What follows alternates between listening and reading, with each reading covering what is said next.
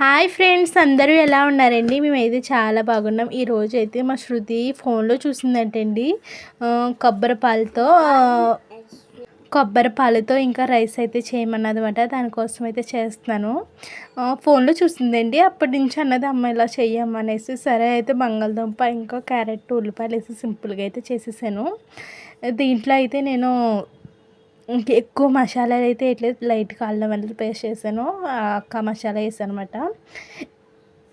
ఇంకా అయితే బాస్మతి రైస్ వేసేసి కొత్తిమీర వేసేసి ఇంకా ఈ ఉడకబెట్టేసానండి.